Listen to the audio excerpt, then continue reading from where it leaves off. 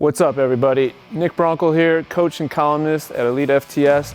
A while back I wrote a column on the 10 ways to increase your longevity in powerlifting, and today I want to go over how moving like a human is going to help you increase your performance on the platform.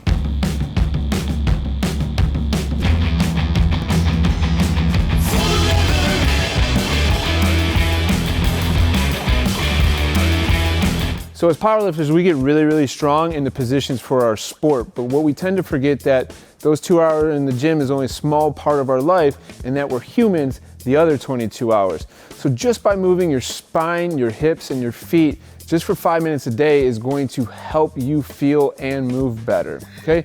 So the first thing we're gonna do is we're gonna start with the spine. The spine moves technically through 3 planes of motion.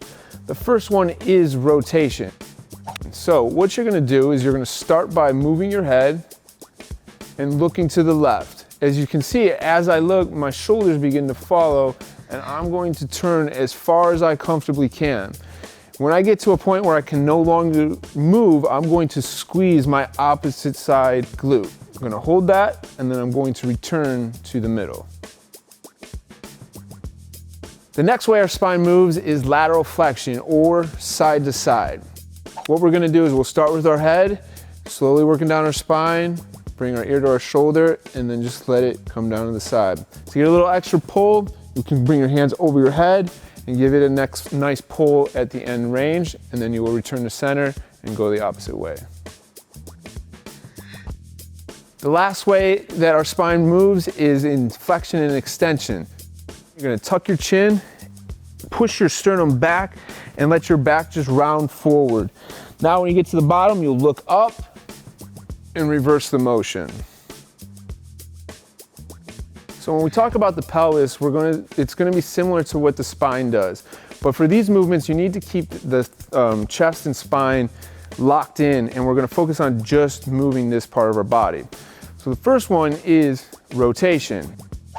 So you can cross your arms across your chest, and what you're gonna do is you're just gonna turn your hips as far as you can to one side, and then slowly to the other.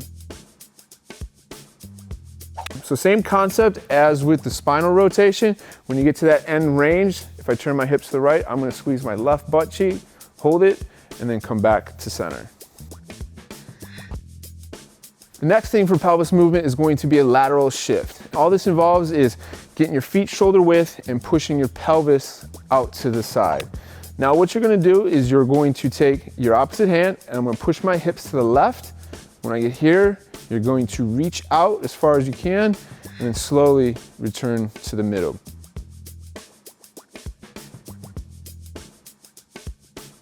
A good thing to try and do is keep your head kind of neutral as you reach out. You can kind of see how that contorts my spine, and then we come back to the center. So the next one, the last one, is going to be tilting our pelvis. We're gonna tilt it forward, and then we're gonna tilt it backward. So this is our anterior and posterior tilt. What I want you to do is keep that chest locked in, and all you're gonna do is you're gonna tuck your pelvis under, and then you're gonna arch your back. But I don't want that movement to come from your back. I want it to come, I want you to really think about how the pelvis moves. So we'll get here, and then we tuck under. Great, so now as we moved out from the spine into the hips, we're gonna focus a little bit more direct work on the hips. So the first one is, you're just gonna bring that foot out in front of you, and you're just gonna do circles with it. You're gonna go clockwise and counterclockwise. From there, keeping that foot straight, you go out to the side, circles, clockwise and counterclockwise, and then you're gonna stick your leg straight back and draw circles clockwise and counterclockwise. After you've done your 3-way hip, bring your knee up, and now we're gonna do what's called a hip wiper, and you're just gonna go side to side. As we continue to move inside out, we went spine, hips, now we're gonna focus on feet. So all you're gonna do is a simple calf raise.